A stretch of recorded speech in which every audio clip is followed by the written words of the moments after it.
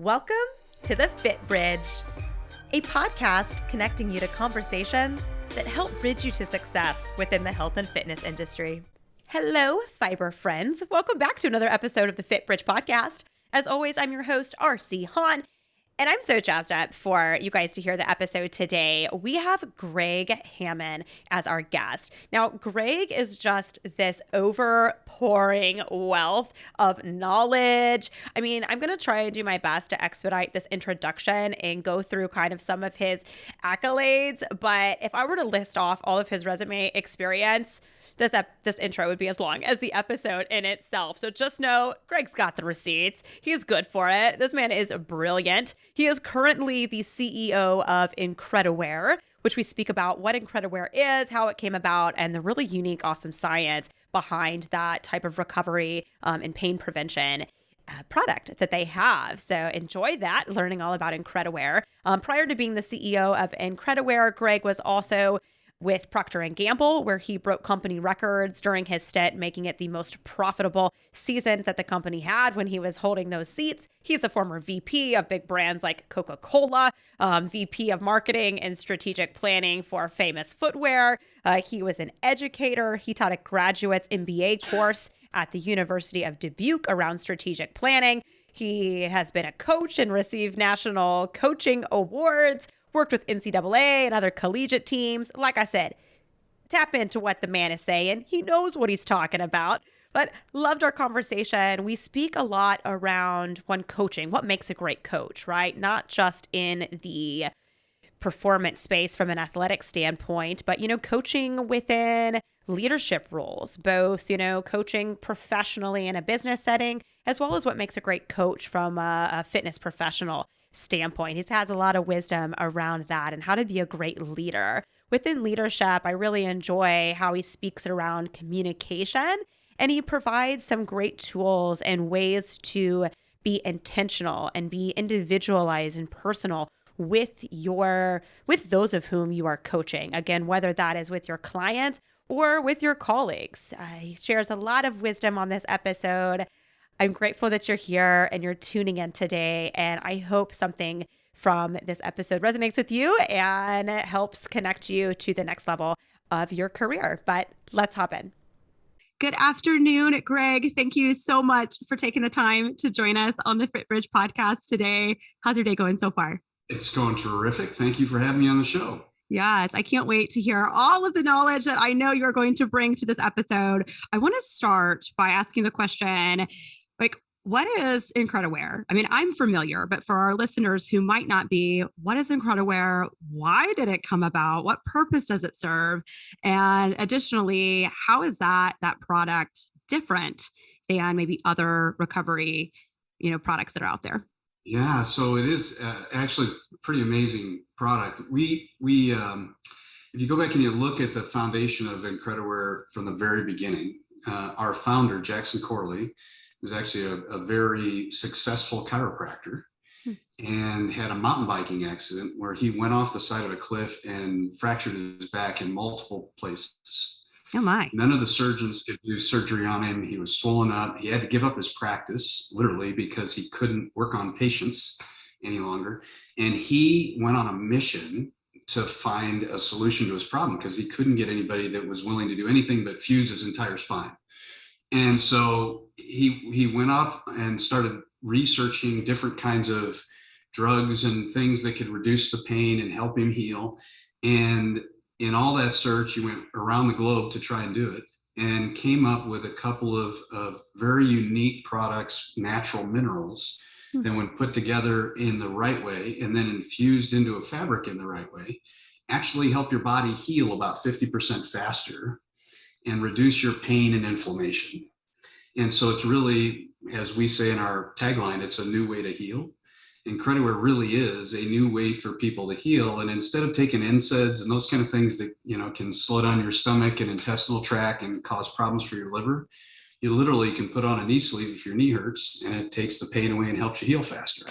So we've been kind of discovered by a lot of the NFL, NBA, MLB, college teams and that kind of thing. Their trainers are now really grabbing a hold of this because it's a great way to keep their players healthy.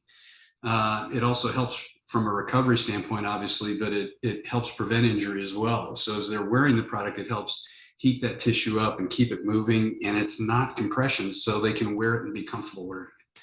So really a tremendously cool product, and one that I fell in love with about 5 or 6 years ago. I've only been the CEO for about a year, but I was working with some NFL athletes about 5 years ago, and one of the trainers that was working with them saw me limping around with my old man knee, and he came out and he said, "Try one of these on."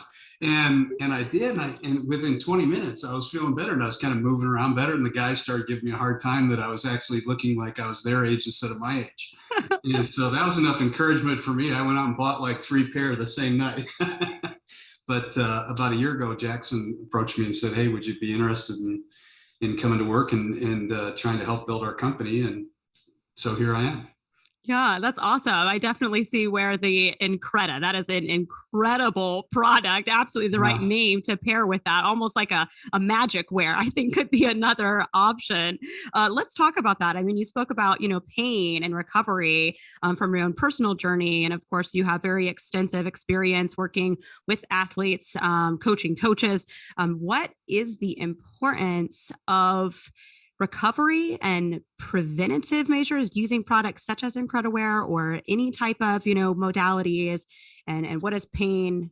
Because they say no pain, no gain, right? Talk to us. Is that true? Is that how it really goes, or break down the science for us and give us the true answer around pain and recovery? So to your point, the no pain, no gain, it actually is more like no pain, worse gain, right? Right. No pain, more of pain gain. Yeah, pain exactly. Gain of pain.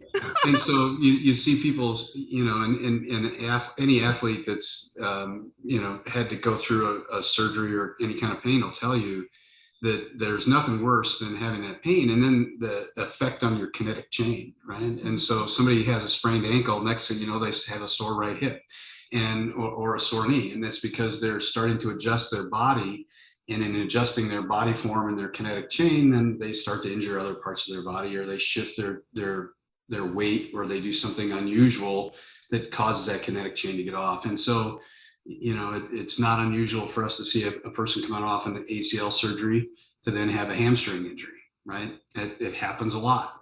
And it's just because that body tried to adjust and we didn't get you back where you belong. The same thing happens when you're in pain. You may not actually have the injury yet. You might just be sore, but then you adjust, and I'm sure a lot of the trainers out there can tell you they've seen people get themselves in trouble because they try to, quote unquote, push through the pain and get the gain, and then they tear themselves up, and they actually end up going backwards instead of forwards. And so one of the things when I was training athletes and when I work with people was, I tried to really focus on every time that person walked in the room, I was all over how they looked and how they were walking and how they were moving, and did they moan when they got out of the chair? Right. Like, oh, that was the sound effect after that exercise I was thinking you were going to make. Exactly. So you see, in good trainers, that are out there, I'm sure they're way better than I ever was, but they're going to catch that. And they're going to watch that. And they're going to watch the attitude of the person when they come in, and how they're talking, and whether they're in a good mood or bad mood, and then adjust how they're going to approach that athlete or that person for the workout that day. And I think pain is a huge part of people's lives, right? We all have it at some point. We all want to get rid of it. Nobody wants to walk around with it. And the nice thing about Incrediwear is we can isolate where that injury is and where the pain is, and we can help heal that part of the body and help that person feel better while they're going through that movement, so that they don't create further injury or injuries to other parts of their body because they're adjusting. Right. And so that's where the trainers are really starting to leverage our product and having a lot of success with it.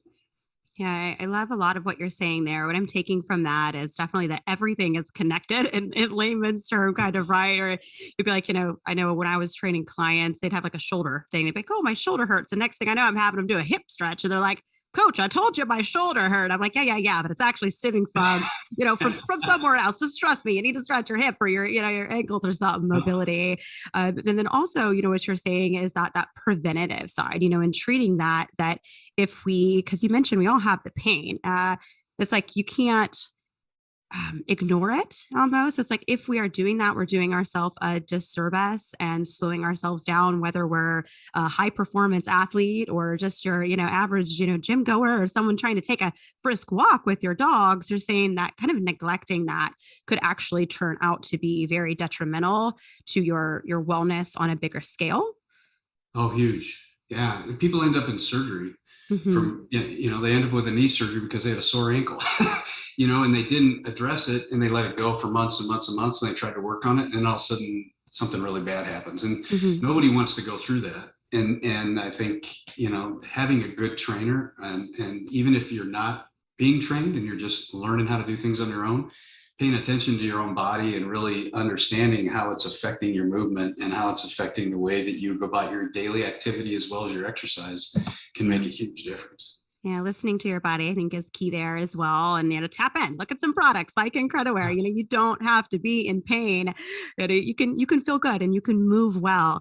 I know I've asked you on a couple other, off-call meetings before. I'm going to say it out here publicly again. Is there potential to have just like an entire bodysuit that I can sleep in? Because that's where I feel like my body's at right now from all of the athletic impact that I've taken. And I'm guilty. I'm going to put it out there. Audience, you're not alone. I am the worst at doing my recovery work. I am guilty. So we're all going to make a pledge together to do better. But I'm throwing that out there. I just want it to be in public. I'm voting for a massive, just like suit that you just sleep in from head to toe. Yeah. Like a cocoon superhero outfit. There we go.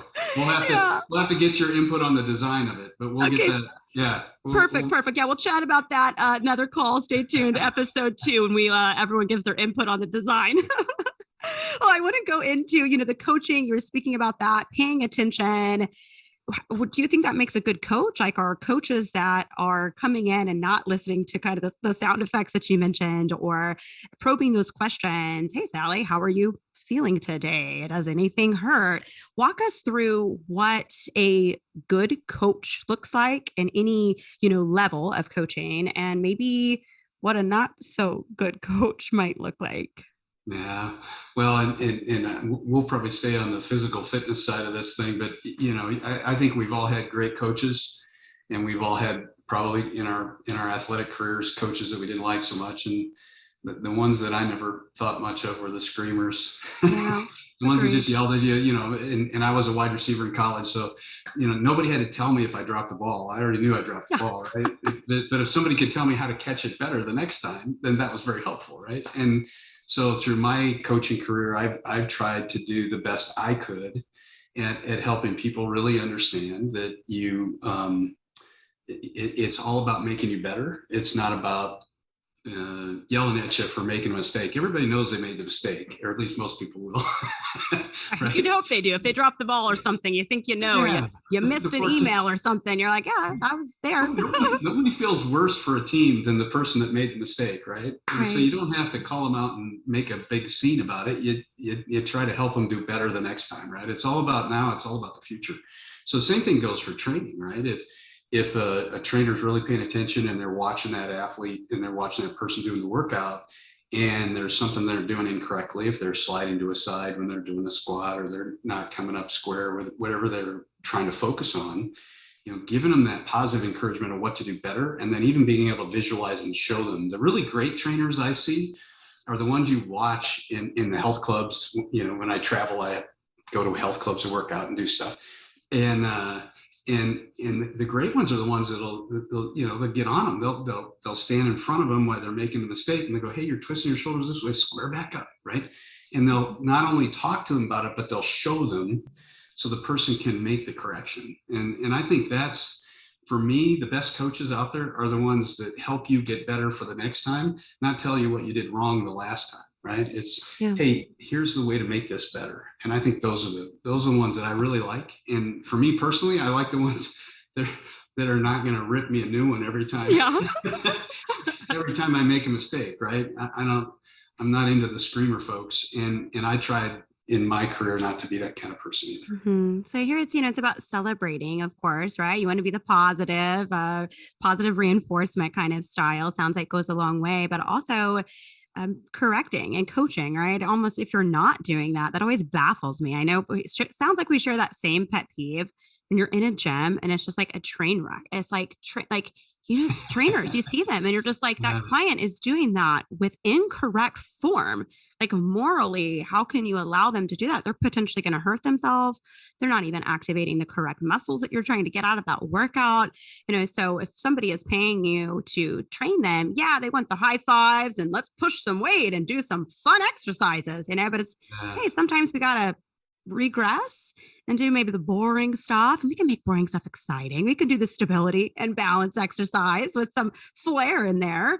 But if that's what that client needs at that time, then that's what would be appropriate in their program. Do you feel like that's something maybe in our industry that is an opportunity where trainers need to be focusing on, individualized, personalized program design and really catering to each client individually? Well, I think, Reagan, the thing you brought up is not only each client individually, but adjusting as you go, right? Mm-hmm. Great coaches, if you forgive me for the football reference, but I was a football guy. So, but the thing I always loved was you watch a football team go through their first half. And I always said the difference between it being great athletes and great coaches was what happened in the second half. Mm-hmm. Because great coaches will make adjustments at halftime and their team will come out better in the second half than they were in the first half. Not so great coaches will just keep doing the same thing they were doing. And maybe they win if they've got just overpowering athletes. But lots of times they'll find themselves behind the eight ball because the guys in the other locker room did a better job at halftime. And I think the same thing goes for trainers, right? It's that treating a person as an individual, which you said very articulately, right? And that means that if I'm a 25-year-old trainer and I'm training a 55-year-old dude like I am,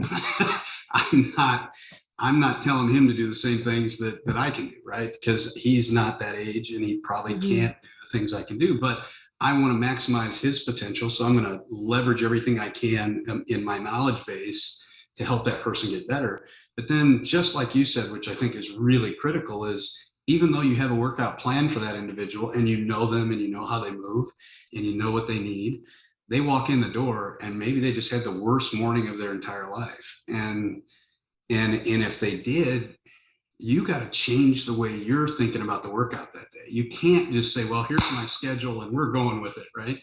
Or if you see them suddenly a third of the way through the workout doing something wrong and you realize that they've got an imbalance that you need to take care of, scrap the workout, fix the problem, right? And really great trainers, and you'll see them out there. I mean, I love it. There's nothing more fun for me when I go to some club I've never been to before. I'll be in Chicago or LA or somewhere, and I'll go out and work out at a place, and you'll see some trainer just doing a phenomenal job. And I've seen, and forgive me because I have 3 20-something sons, and they're all athletes, but I've seen 20-something trainers out there doing a phenomenal job with people my age and even older, and adjusting and noticing things and coaching them in the right way. And that's what you want. I mean, that's what makes our industry terrific and gives us a really good name. And then obviously there's the other side of that equation that, doesn't do so well for us. But be the first one, everyone. Be the first one we're speaking about. Yeah. Always be paying attention, I think. And that, use your knowledge and background and training and everything that you've learned and learn more every day, right? But use that knowledge that you have to help that person get better and not your ego. I think that's the big thing. If a trainer can put their ego on the side and worry more about their client, they're gonna do really, really well. Well put. Yeah, that's a quote. I love the way that you put that. That's kind of the fun part. You see those great trainers. That's like, it's a puzzle.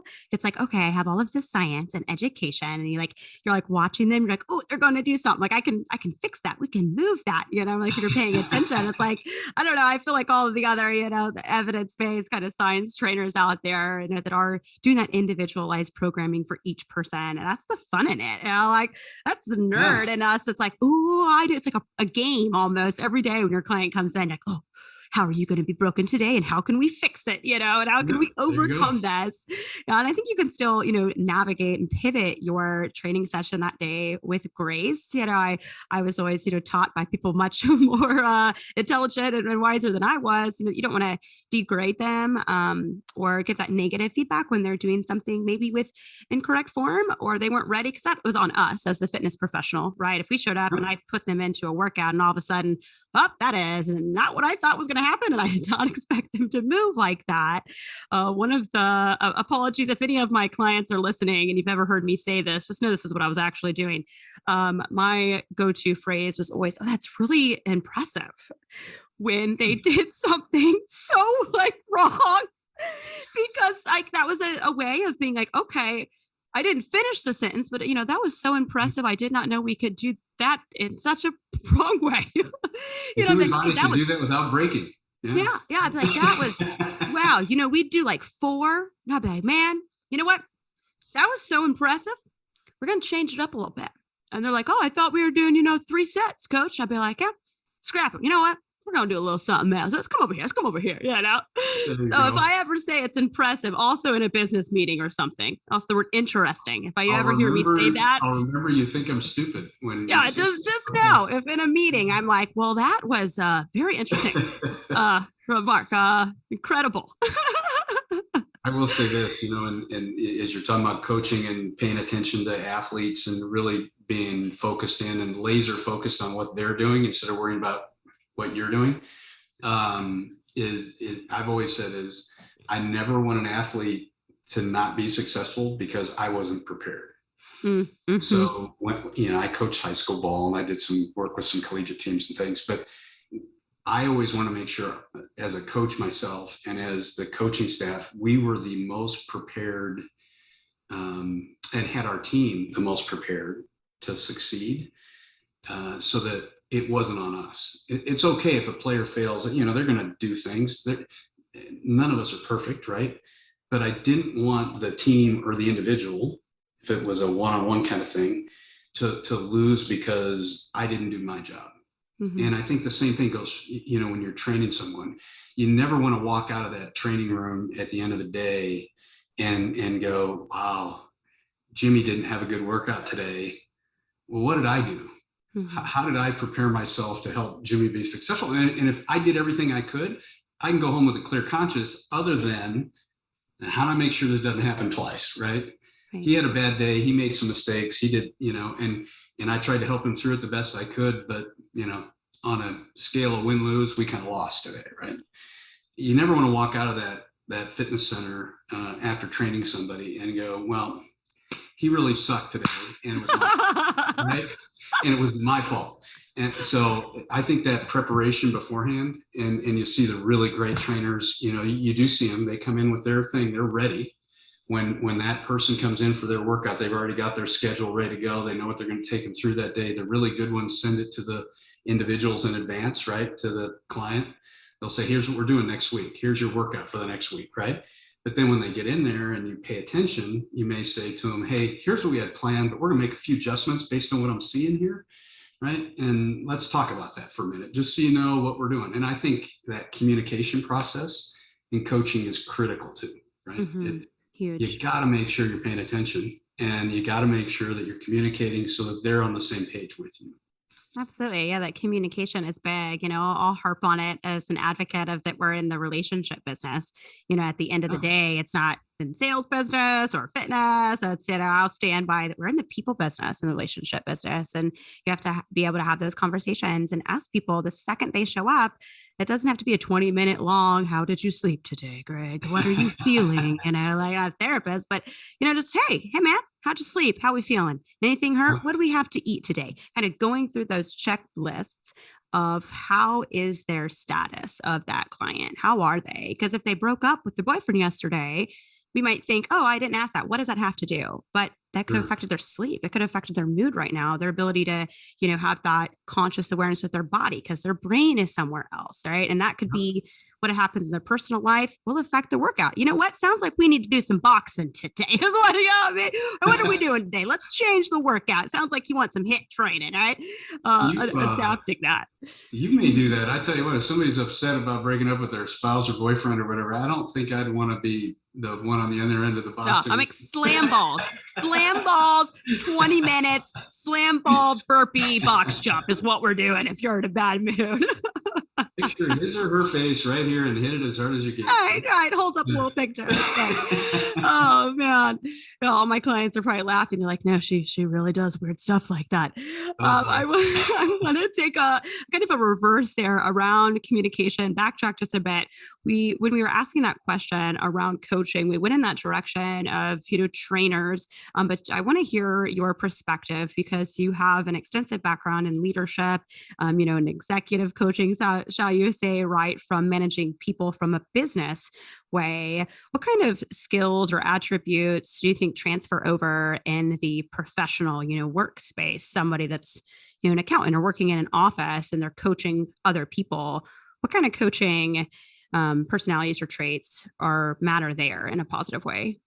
Yeah, actually in our company today, we have, I think 5 or 6 people right now in our office that actually do training, that are trainers as well. And so one of our director of finance, Robin, she does CrossFit work, and she'll train people on CrossFit, and so she does a great job there. And then we have another person, our medical sales group, that does yoga and then does fitness training and that kind of thing as well. So I'll tell you the cool stuff that I see from them is they bring energy, just like you do, right? You bring. I don't have any energy. I don't even know what you're talking about, Greg. Exactly. No, I don't even know what you're talking about. Everybody that knows you would say the same thing. I'm sure that there is just no energy there. But they all have that sort of energy. They have focus, which I think is really important. They're able to really separate and be organized in the way they approach their work. And I think to be a successful trainer, you've got to have those skills and attributes, right? And so the things that help them be successful in business are a lot of things they learned in training.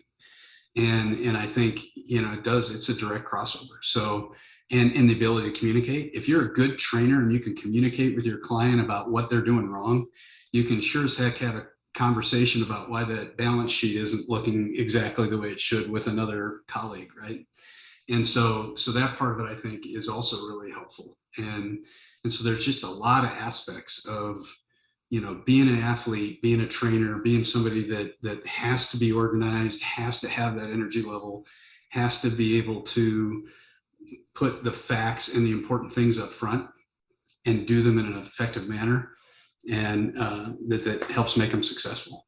Yeah. I love that. Do you have any kind of strategies? We are also speaking about, communication. Do you use in your daily life, as a leader amongst leaders, a style of providing feedback to your team, whether it's, an athlete or one of your colleagues? Like, do you have any recommendations on how to have good communication like that?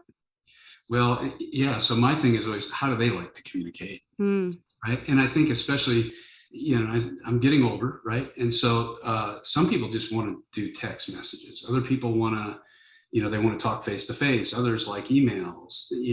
So there are multitude of ways that we can communicate in the world today.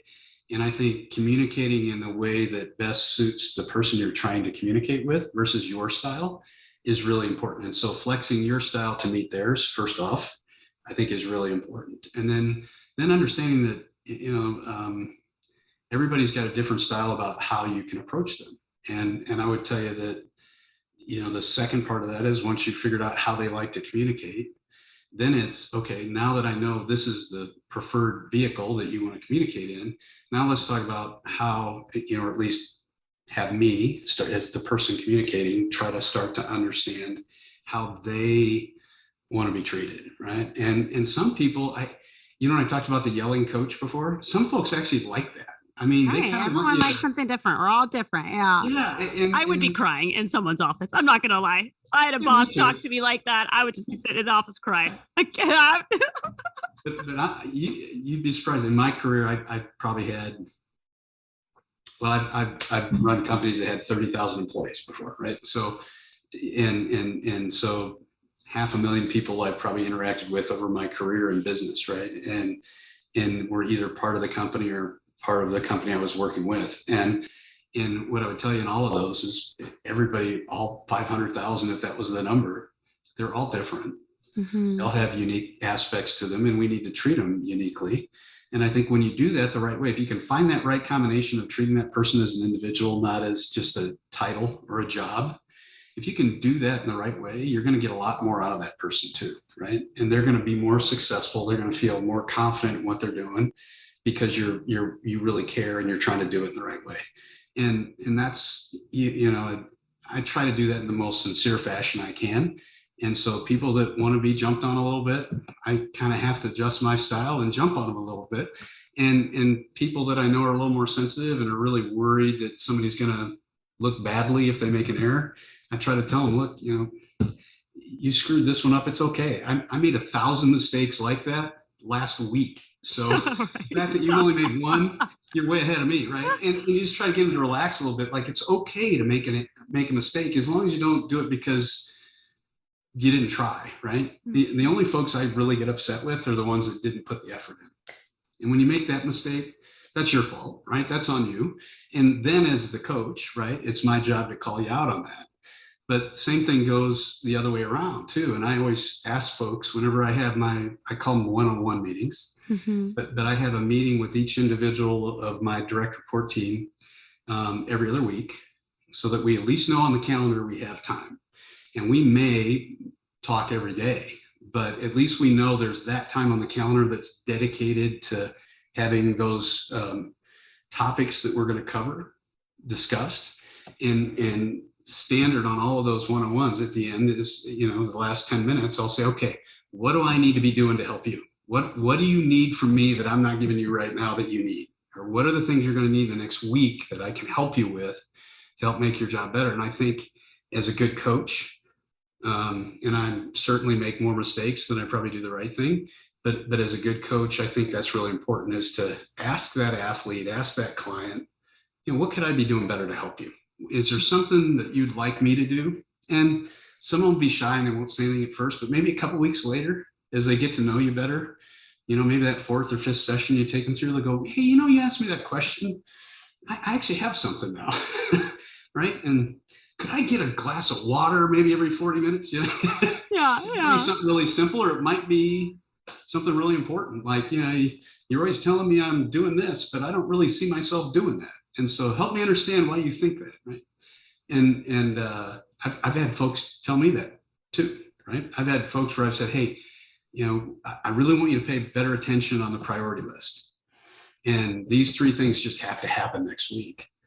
And then we'll come back and I'll say, did we get them done? And they'll say, I wasn't really clear what you were looking for there, right? And, well, that's my fault. If I wasn't being clear and I didn't ask, are we clear? Mm-hmm. Then that's my fault, right? And that's not theirs. Yeah, I love that. I think that's a very important thing to take away, is being one. I love the book, crucial conversations. Those tend to come up in any space, but in coaching and in conversations in life. And then the way that you're, speaking about communicating with people is asking a lot of those questions, right? We don't get answers if we don't ask questions. If we're not asking our team, whether it's, a client or a colleague, how can I help you? What do you need? How do you like to be communicated with? What leadership style do you like? Can you give me an example of something I've done last week that makes you feel appreciated in the workplace, mm-hmm. right? If we're not asking, or, how can I help you this week? If I have feedback to give you, how would you like to receive that? Like, if we're not asking these questions, like we started off this conversation with saying, all right, communicating individually. But I think furthermore, you can't communicate individually with your team if you haven't taken the conscious effort to communicate with your team first on yourself and ask those questions. I would love to hear kind of maybe your strategy on going around it. I know it's like just my leadership, low quirky style. When I came into a new company and I had a team, under me that was reporting to, I actually gave them a questionnaire sheet. It like seemed kind of silly. It had little things. It was like, what's your favorite color? What do you feel? When's your birthday? What makes you feel appreciated? How do you like to receive feedback? What makes you feel valued at work? Right. So that when I wanted to celebrate them, I knew how to individually celebrate them, right? I knew people on my team that would feel so uncomfortable if I sent out an email blast to our department, and, was like, way to go, John just hit this record, for the month. That would make them mortified, but others, their love languages, so you say, is kind of what I was asking in this little survey, was their love languages, to apply that in the workspace, right? Was that if it was, physical touch, that's the high five. Way to go, John. Boom. High five as you walk past, their desk. That made them feel appreciated. Or maybe it was the handwritten note. I'm really proud of you this week. You hit that goal. Or, and same thing with the coaching and the negative style. Again, I have this fear. I've told it to the last supervisor that I had this like trauma from a boss that would always be like, I need to see you in my office. And for some reason, those words, like, I would just like start sweating. I would like hear it be like, email, hey, can I see you in my office? And it could have been to give me like a promotion, but something about those words, but I had to communicate that because I walked in on that first day and he was just like, are you okay? And I'm like, hey, and I just started immediately like apologizing for shit. He was like, I just wanted to like, and I was like, yeah, I'm sorry. I mean, I saw your email, my man. And I was like, getting to it, but then I had to do this thing. He's like, whoa, I just wanted to see you in my office because I was wondering if you wanted to like take the team to lunch. I was like, oh, so I'm not in trouble. I'm not getting like, I was like, hey, can you do me a favor moving forward? When you want to speak with me, just don't say the words, I want to see you in my office, but if we didn't communicate that, I would have been stuck in this like stressful workplace. Do you have strategies that you like to use, or is it just, asking blatantly? I'm the survey questionnaire person, but do you have ways that you like to, get that information from your team? I'm probably a little softer at doing that, than the formal survey thing. I just try to, as I get to know the person, I'll ask them. And there are people that would love to go to lunch, right? And then there are other people that for lots of reasons will feel extremely uncomfortable with that. Whether it's they have a, particular diet. I've actually had one person I invited to lunch and they're really uncomfortable the whole time. And I said, what's going on? They said, well, we're kind of at a chicken joint and I'm a vegan. Small details in the conversation. I screwed up. I didn't ask the question, right? And so it was my fault. And I think, but sometimes it's deeper than that. Sometimes it's things that, they don't want to be put up in front and like you're taking them to lunch because they're special. They don't want to feel to the rest of the team like they got set aside. They don't like that spotlight, right? And my middle son's that way. He played football at Notre Dame. He did all kinds of things out in front of lots of people, but it was a team effort. And if you ever put him on center stage, he is the most uncomfortable duckling you've ever seen, right? He's just wiggling around and doing stuff, and he's just not comfortable. But that's because he doesn't want to be the center of attention, right? And I think there's lots of people in the workplace that are that way too. And then there's others that are just the opposite, right? Please take me to lunch. I want to feel special, right? Hey, give me my sticker. Yeah, and that's cool too because you're helping them feel good about themselves and you're helping get the most out of them. And and probably the best analogy I can give you is, and again, I keep going back to it, but every single person is different, right? And you just can't have a playbook of 5 things that you do for 5 different types of people. They're all different. And the person that taught me that was probably early on when I was a high school player going to play college ball. I was a quarterback in high school. And this coach came to all the other coaches came from other schools. They were going to recruit me to be a quarterback, right? That was what I was going to be. This coach shows up and goes, I don't know if you're going to play quarterback. I'm like, well, what am I going to do? Who are you? Tell me. I can't kick. I'm awful. And so he's like, I'm just not sure. He said, you're an athlete. We'll figure it out when you get there. And my first reaction to that guy was, I don't want to play football for him. This is what I'm a quarterback. This is what I do, right? Thank God I went to school and played for that guy, and it was Hayden Fry, and he's a legend. But I counted one day in the middle of a game, which is probably a dumb idea, but it was a TV timeout. We had 5 high school starting quarterbacks on offense. Only one of them was actually playing quarterback. The other 4 were playing different positions. And it was because he saw talent, he would find talent, and he would make the most of that talent instead of making the most of the deficit, right? And so I think really great leaders and really great coaches and great trainers find what people do well and they blow that up into something really big, right? In that old, when I first got out of college, I worked for Procter & Gamble. Love Procter & Gamble, great company. One of the things I hated that they did was you'd have a performance review every year. And 80% of your performance review is on what you didn't do well and you had to improve on. It wasn't making the most of what you did well and making that big. It was, well, your handwriting's not the greatest, and we really ought to start working on your handwriting. And, by the way, you missed a couple numbers here and you missed this. So we're going to really work on that. And so you make 20%, 25%, right? You get a 5% improvement, which is nothing, but you take 80% and you get a 5% improvement and you got a big thing, right? And I think that's what, from my perspective, when I see really good folks like we were talking about in those clubs and training people and doing the work that they're doing, the thing I get most excited about is when I see those folks really leveraging the things that people are doing well and taking advantage of that, right? And so you'll see somebody that's doing a great job with lunges, and maybe they can really hold that step through lunge and they can hold one leg for a while. And then they make a big deal of that and they go, hey, you know what, let's try 7 seconds instead of just 5. Come on, let's see if we can do it, right? And you just watch the person light up, right?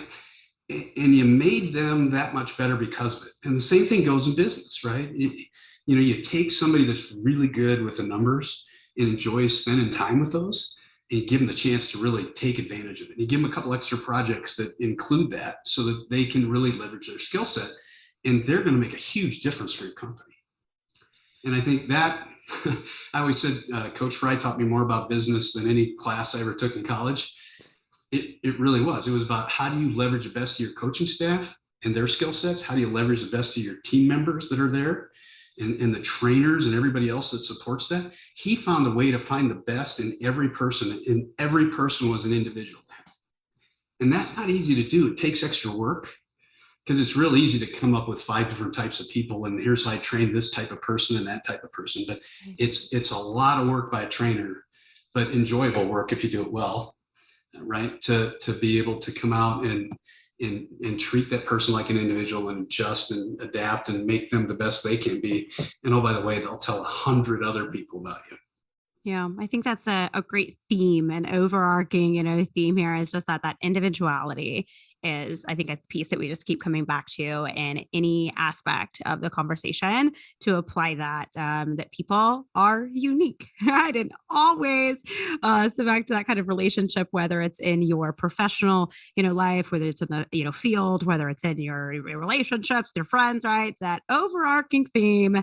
Everyone is an individual and they need to be catered to as a personalized kind of approach in that. We've spoken a lot about sports. So now I want to play a game. You've got me wanting to play a game here. It's not football. I don't have a way to play virtual football on this call, so I apologize. Give me some time. We'll loop back for another episode. I will figure it out.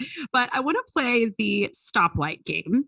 And if we could, I kind of want to cater this towards the conversation that we were at around, entrepreneurship and leadership in general, whether it's, leading a team as an athletic coach or in a workspace or anything have you, kind of from that entrepreneurial mindset. So red light, yellow light, green light. Red light's going to be one thing that they should immediately stop doing. This is a non-negotiable. We need to ixnay that thing. Yellow light, let's pull back on that a little bit, slow down on doing this one thing. And then green light, of course, pedal to the metal. Where should we be going full speed? All right, you ready, Greg?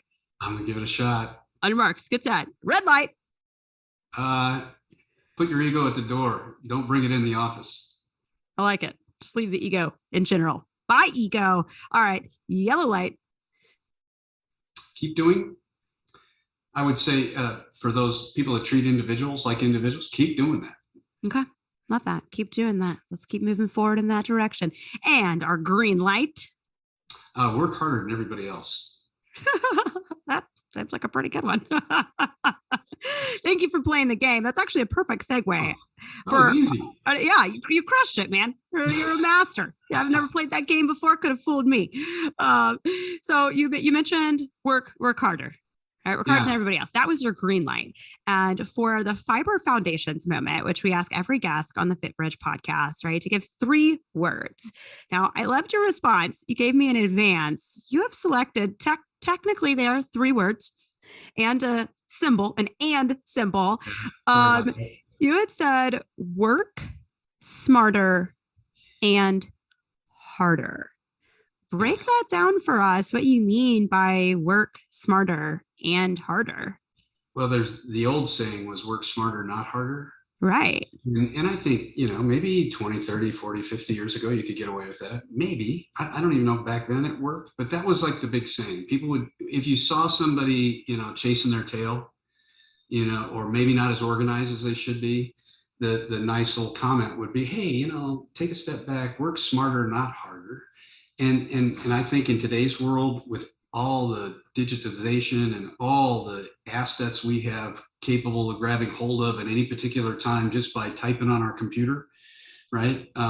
If you're not working harder than the person on the other side of the planet or on the other side of the office than you are, and you're not being disciplined and being smart about it, you're not going to get as far ahead as the other person, right? And so it's that extra effort and in that ability to not only be smart about what you're doing and be organized, but also do it better than anybody else is, right? And work harder than that other person. I mean, I would tell you that the people that I've seen really be successful in their careers, and that doesn't mean that they had to work 16-hour days or anything, right? But they worked really hard at what they did while they were doing it, right? And they gave it 100% effort. And that's what I'm talking about there. I'm not saying, get in the office at 5 and leave at midnight every day. You'll burn out and you won't make it, right? And smarter and harder then is called burnout, right? And that means you made a mistake because you weren't smarter in the long run. You were just smarter for that short-term period, and it probably isn't going to get you very far in the long run. So you got to be smart enough to know how you can pace yourself, but you also got to get better every single day. And I think that working harder part of that is every day get up and figure out how you're going to be better today than you were yesterday. And if you can do that and do it consistently day and day and day and day, you're not only going to have a ton of energy because you're going to get better all the time, but you're not going to burn yourself out. And I think that for me, when I talk to people about work smarter and harder, that's what I'm trying to get at. It's not, don't think you have to be in the office 15 hours. That's not what I'm talking about. I'm talking about just when you're here, go at it.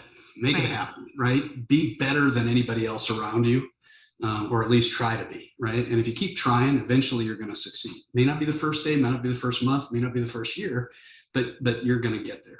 Mm-hmm. Really being intentional, which should be smart, strategic with that effort that you're putting in. It's like apply the effort, but apply intentional, strategic effort, which would be the smart part. So it's like nothing happens if nothing happens. Like you can't just be like, oh, I'm really smart.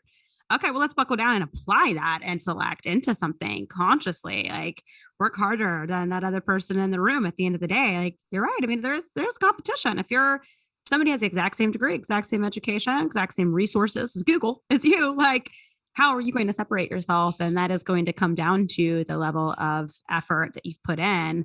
That kind of what comes to mind is that 1% concept, and you're saying be better each day. That's not, I'm going to achieve this massive goal right now in this moment today, but how can I be 1% better today so that at the end of the year, I'm 365% better? But that doesn't happen by accident. It's application and effort. Yeah.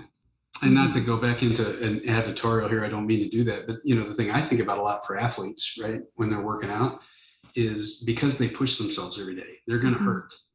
And a good athlete's going to figure out what hurts and understand what they need to do to correct it. And a really great trainer will know where that athlete is hurt and what they need to do to help them get better. And that's like with our product, right? People recover about 50% faster.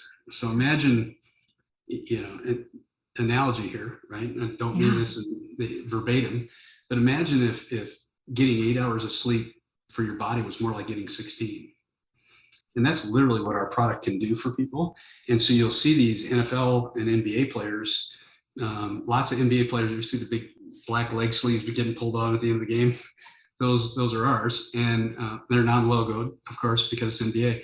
But they pull those on, and then they sleep in those at night because they're going to recover that much faster. And so, just like I've always talked about, is the important thing is that we can have people not burning out in the athletic world, that's not getting injured, right? Mm-hmm. And keeping them mentally fresh. And so if I can help you recover faster, then I can help you be better at the same time, right? And I think in the business world, it's the same exact thing. I, as a boss, if you want to call it that, right? As a coach, I'd rather be called a coach than a boss. But as a coach in the business world, if I'm paying attention, I start to notice when that person's burned out or starting to feel tense or what's going on, and I do something to help make that better, not make it worse. Right? It's almost like a metaphor of a mental pain, right? If Incrediwear is solving and expediting healing to 50% increase, from that physical, as a leader, it's like we need to be able to strategically see the mental, emotional work fatigue burnout, right? Because they're working hard in that aspect. And then how can we expedite and make them 50% better recovery in the workplace? You figure that one out. That's the next product I want to see, man. I figure it's like one of those like futuristic brain hats that you put on, and it like chemically wires your brain cells to like recover 50% faster. I'll invest in it. Let me know. Well, before we get off here, this has been an absolute delightful conversation. I have one more question for you. I just want to know what you wish you would have had known in your career and your life. You can take that question however you want, but leave us with the lesson, what you wish you would have had known earlier in life. Have more fun in the endeavor. Talk to us about that a little bit. Yeah. So, especially when you're driven and you're young and you're trying to make your career for you, you're trying to get ahead, you're trying to do all the things you're trying to do that you have as your personal goals, right? You sometimes, and you've heard people use analogies like stop and smell the roses. That's one that people have used a lot of, right? But that enjoying every day and taking a moment to just step back and look at that day and in the middle of it, right? And just go, this is cool. What I'm getting to do right now is cool. Or it's just a gorgeous day outside and I'm going to go out for a walk later. Anything that you can find that makes your day better, just try to enjoy every one of them, because we don't get that many here on this planet, right? And I think in my early career, I was so focused on getting stuff done that I didn't do that. And I should have. And I wish I had a second shot at it, but I don't. So you asked the question. Yeah, well, you don't look a day over 22. So I'm sure you got a lot more years and you're using the Incrediwear products. So I know your body is that of like a 22-year-old. So you got lots of future ahead of you to apply that. But I love that mindset. And I think that truly is necessary to stop and be present. And if you're not, I think also beyond that, if it's at a place of work and you're in a job that you don't like, don't do that job then. Figure out something that you are passionate about, that you do enjoy, because you don't need to be stuck in a shitty job your whole life.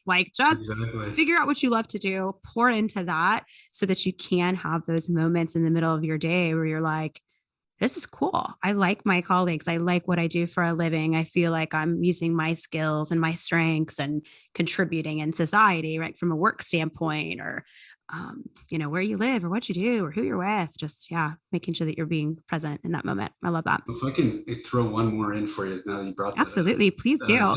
Just one other thing I would tell you that I've always done, and it does help me, to even jobs that I didn't like, right? I had a couple of jobs in my career that I just had to get through, right? To get to the next one.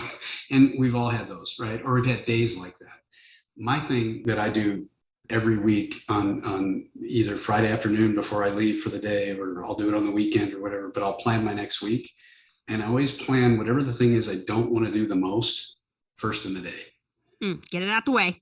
And I do, yeah. And so whatever that is, I try to put that, and you can't always control it, but if you can, I put that at the front of my calendar and I get it done. And then that way, the rest of the day is all kind of more fun stuff.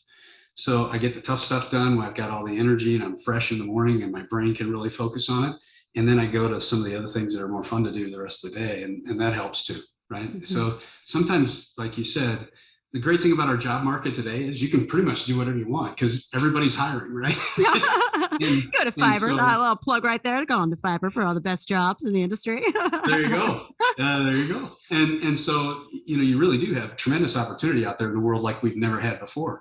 And the ability to work from home and all the other flexibilities that come along with technology is awesome. But there's no job that's perfect. I mean, there's always going to be parts being a trainer, you don't there's like. things. Yeah.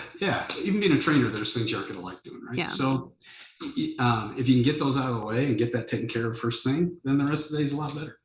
Mm-hmm. I think that's a great lesson of discipline as well. You get what success from doing the things that you don't want to do. And that's what separates kind of the competition is, I don't want to do that, but that's what needs to get done. So let's knock it out so that we can do the things that we enjoy. Yep. Well, I know I've enjoyed this conversation. I hope you have as well. I'm so grateful for everything that you shared here today. I need to get my hands on some of this Incrediwear product. I'm telling you, it's next on my list. As soon as we get off this call, I'm ordering some. We do have Incrediwear on Fiverr. If you guys are interested in checking that out, we have some awesome products. So log on and get yourself some Incrediwear also. But thank you, Gregg. It's been a pleasure. I know we will chat again soon. You enjoy the rest of your day. Thank you. Thanks for tuning in. If you enjoyed something from today's conversation, let us know by giving this episode a like, chatting in the comments, and sharing it with your friends. We always love to hear from you, so you can send email messages to podcast@fibr.fit and connect with us on Instagram @FitBridgePodcast for even more exclusive content. Special thanks to our friends at Winner Productions for all things audio and post edits. And on behalf of the entire staff here at Fiber, it's been my absolute pleasure helping bridge community to opportunity. Until next time, make sure you click that subscribe button for more episodes and go download the Fiber app today for all of your health and fitness industry needs.